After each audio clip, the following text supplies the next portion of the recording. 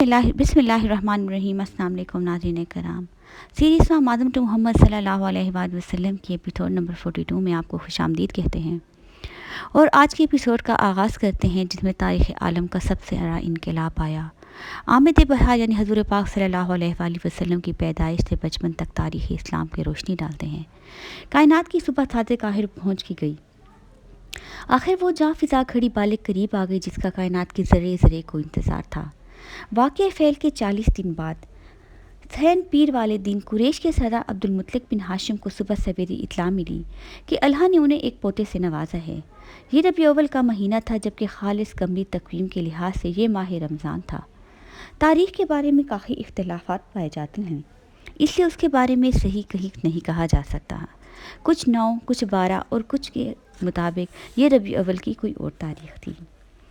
वो दौड़े हुए आए अपनी बहू आमना बिनते वहब के पहलू में एक चांद सा हसीन बच्चा देखा तो इसका दिल शफ़क़त व मोहब्बत से लबरेज हो गया। 6 माह पहले इसके सबसे चहीते बेटे अब्दुल्ला का इंतकाल हो गया था। ये बच्चा इसी अब्दुल्ला की निशानी था। अब्दुल मुत्तलिब बच्चे को गोद में लेकर काबा में दाखिल हुए, अल्लाह की हम्द व सना पेश की। इसके बाद सोचने लगे तो इनके जहन में एक बालिग नया नाम मोहम्मद आया जो इससे पहले अरबों में किसी ने नहीं रखा था।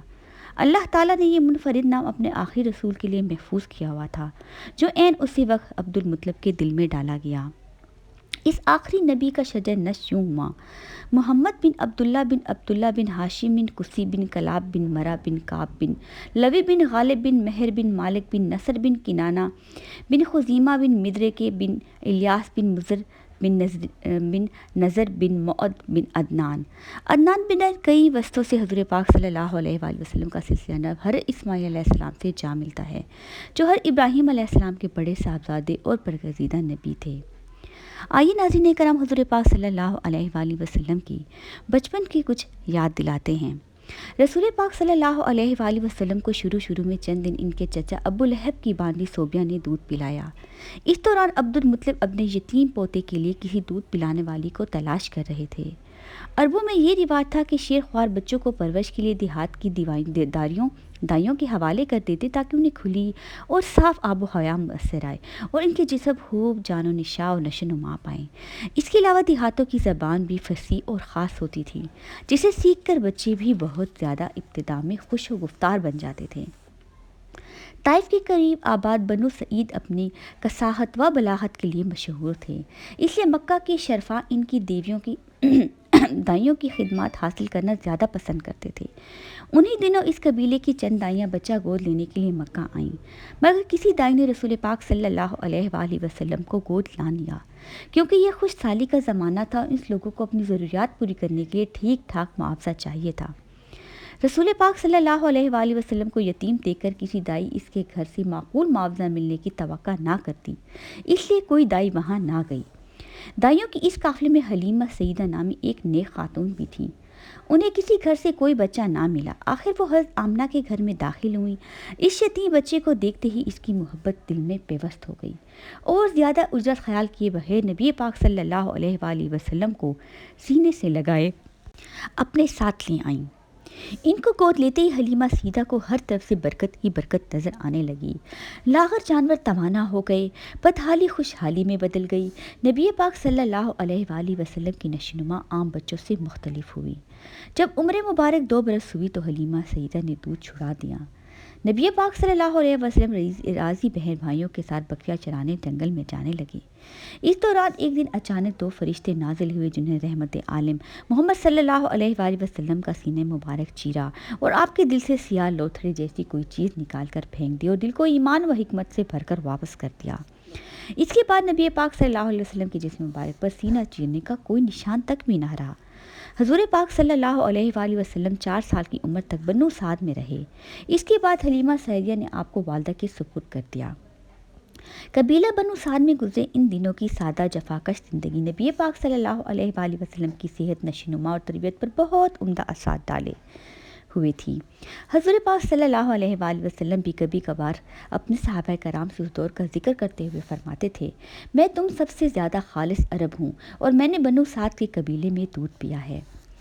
مکہ واپس آنے کے بعد نبی پاک صلی اللہ علیہ وآلہ وسلم کی عمر 6 سال تھی تو والدہ محترمہ آپ کو لے کر یثرب روانہ ہوئی تاکہ اپنے شوہر کی قبر پر جائیں اور بچے کو اس کے والد کے ناتے نتھیالیوں سے ملائیں۔ ان کے حبشی باندی برکہ ایمن بھی اس سفر میں آپ کے ساتھ تھیں، جنہیں عبداللہ نے میراث میں چھوڑا تھا۔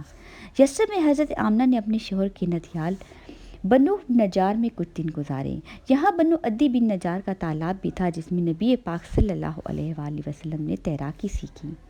واپسی کے سفر میں حضرت آمنہ ابوا کے مقام پر پہنچی کہ اچانک ان کا آخری وقت آ گیا اور دیکھتے ہی دیکھتے وہ دنیا سے رخصت ہو گئیں۔ یہ ویران غیر آباد مقام مکہ اور یثرب دونوں کے بیچوں بیچ تھا۔ چاروں طرف پہاڑ تھے جس کے درمیان ایک ٹیلے پر حضرت آمنہ کی تدفین کی گئی۔ عبداللہ کا یتیم 6 سال کی عمر میں ماں کے سہارے سے بھی محروم ہو گیا، اور وہ بھی کم بصری کے عالم میں کہ دور دور تک کوئی عزیز رشتہ دار نہ تھا جو سر پر ہاتھ رکھتا اور سینے سے لگا کر تسلی دیتا۔ یہ اللہ تعالیٰ کی طرف سے غیر معمولی شخصیات کی تربیت کے وہ مہاراحل ہوتے ہیں جو بھٹی کا کام کر کے استعداد کے سونے کو کندن بناتے ہیں۔ حضور پاک صلی اللہ علیہ وآلہ وسلم کی باندی یامن جو غالباً اس وقت خود 16-17 برس سے زیادہ نہ تھی، بڑی مشکل سے آپ صلی اللہ علیہ وآلہ وسلم کو ساتھ مکہ لائیں۔ عبد المطلب نے اپنے در یتیم کو پوری طرح اپنی آغوش شفقت میں لیا۔ وہ ایک آن پوتے کو اپنی نظروں سے دور نہ ہونے دیتے۔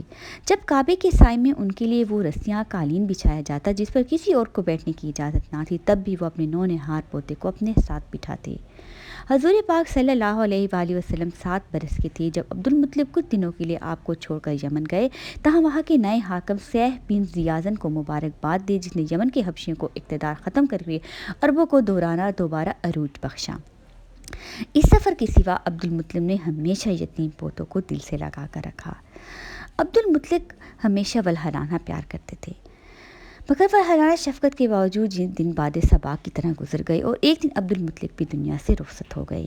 اس وقت حضور پاک صلی اللہ علیہ وآلہ وسلم کی عمر صرف 7 برس 2 ماہ تھی۔ جاتے جاتے عبد المطلب نے اپنے بیٹے عبد الطالب کو حضور پاک صلی اللہ علیہ وآلہ وسلم کی دیکھ بھال کی وصیت کر گئے اور وہی آپ کے سرپرست بنے۔ اسی سال عرب کے مشہور سخی اور قبیلہ بنی تے کے سردار حاکم طائی کا انتقال ہوا اور یہی سال فارس کے سب سے نامور بادشاہ نوشیروان کی وفات کا وقت بھی تھا۔ آنے والے ایپیسوڈ میں آپ کو حاکم طائی کی تھوڑی سی تاریخ ضرور بتائیں گے تاکہ آپ کو پتہ چلے کہ اس دور میں ایک حاکم طائی جیسا شخص بھی گزرا تھا۔ عموماً لڑکپن کا زمانہ شوخی شرائط کے عروج پر ہوتا ہے، مگر حضور پاک صلی اللہ علیہ وسلم نہایت شریف، باوقار اور حیادار تھے۔ حضور پاک صلی اللہ علیہ وسلم کی عرب معاشرتی برائیوں سے ذرا بھی متاثر نہ ہوئی تھی۔ شرکیہ رسومات، شراب نوشی، گانے بجانے سے کوسوں دور رہے۔ سچائی، امانت داری، ہمدردی، تواضع، مروت، رحمت دلی کی صفات حضور پاک صلی اللہ علیہ وآلہ وسلم میں کوٹ کوٹ کر بھری ہوئی تھی۔ اس کے ساتھ ساتھ آپ بے حد ذہین، معاملہ فہم، بہادر اور چاق و چوبند بھی تھے۔ حضور پاک صلی اللہ علیہ وسلم کی عمر جب 12 سال تھی جب آپ اپنے چچا ابو طالب کے ساتھ شام کے تجارتی سفر پر نکلے۔ اس قافلے نے شام کے سرحدی شہر بصرہ میں شاہراہ کے کنارے پڑاؤ ڈالا جب وہ بخیر نامی ایک راہب کی نکاح بھی تھیں۔ بہرہ کبھی اپنی خانقاہ سے باہر نکلتے تھے، مگر اس دن وہ باہر آیا اور مجمع کو چیرتا ہوا رسول پاک صلی اللہ علیہ وآلہ وسلم کے پاس جا پہنچا۔ پھر اس کا ہاتھ تھام کر کہنے لگا، یہ سید العالمین ہیں، یہ رب العالمین کے رسول ہیں، یہ رحمت العالمین ہیں۔ قریش کے کچھ بوڑھوں نے کہا، تمہیں کیسے معلوم ہوا؟ کہنے لگا، جب تم گھاٹی سے نیچے اتر رہے تھے تو میں نے دیکھا کوئی درخت یا پتھر ایسا نہیں جو جھک نہ رہا ہو، اور ایسا فقط نبی کے لیے ہوتا ہے۔ میں اسے مہر نبوت کی وجہ سے پہچانتا ہوں جو اس کے کندھوں کے درمیان ہے۔ راہب نے قافلے کی ضیافت کی اور ابو طالب کو قسم دی کہ اس لڑکے کو شام نہ لے جائیں، کیونکہ اگر رومیوں نے اسے صفات نبوت کی وجہ سے پہچان لیا تو اس کو قتل کر دیں گے۔ آخر ابو طالب نے حضور پاک صلی اللہ علیہ وسلم کو ایک آدمی کے ساتھ مکہ واپس بھیج دیا۔ حضور 10 سال کے تھے جب مکہ کے مسافات میں لڑائیوں کا وہ سلسلہ شروع ہوا جسے حروب فجار کہا جاتا ہے۔ اس سلسلے کی پہلی لڑائی فجار اول بنو حنانہ اور بنو ازن کے درمیان ہوئی۔ دوسری جنگ قریش اور حوازن کے مابین لڑی گئی۔ تیسری میں حوازن اور بنو نصر بن معاویہ آمنے سامنے آئے۔ چوتھی لڑائی جسے فجار رابع اور فجار براس کہا جاتا ہے، گزشتہ تمام جنگوں سے زیادہ سخت تھی جو قریش اور قبیلہ بنو قیس کے درمیان برپا ہوئی۔ اس وقت حضرت صلی اللہ علیہ وسلم کی عمر 15 سال تھی۔ مورکے کے دن قریش کے تقریباً تمام ہوشیار مرد میدان میں صف بندھے تھے۔ لڑکوں کو بھی مدد کے لیے طلب کیا گیا۔ نبی پاک صلی اللہ علیہ وآلہ وسلم اپنے چچوں کے ہمراہ میدان جنگ میں پہنچ گئے جو تیر اندازی پر مقرر تھے۔ اس جنگ میں بنو ہاشم کے سردار زبیر بن عبد المطلب تھے۔ قریش کی قیادت بنو امیہ کا سردار حب عبر بن امیہ کر رہا تھا۔ لڑائی شروع ہوئی تو قریشیوں نے دشمن قریش پر دباؤ بڑھ گیا۔ نبی صلی اللہ علیہ وآلہ وسلم کے چچا اپنے کمانوں سے تیر چلا رہے تھے اور آپ صلی اللہ علیہ وآلہ وسلم انہیں دشمن کے چلائے جانے والے تیر پکڑا رہے تھے تاکہ تیروں کی کمی نہ ہونے پائے۔ دن کے ابتدائی حصے میں بنو قیس کا پلہ بھاری تھا، مگر سورج ڈھلنے کے بعد قریش نے جنگ کا پانسا پلٹ دیا اور بنو قیس شکست کھا کر پسا پس ہو گئے۔ یہ حضور صلی اللہ علیہ وآلہ وسلم کی کسی جنگ میں پہلی شرکت تھی۔ ناظرین کرام، اس کے آنے والے دور اور تاریخ اسلام پر اپنے اگلے ایپیسوڈ میں روشنی ڈالیں گے۔ امید کرتے ہیں آپ کو تاریخ سننے میں مزہ آ رہا ہوگا اور دن بہ دن آپ کی جو نالج ہے اس میں اضافہ ہو رہا ہوگا۔ لائک شیئر سبسکرائب کرنا مت بھولیے گا۔ نیکسٹ ایپیسوڈ میں ملتے ہیں۔ اللہ نگہبان۔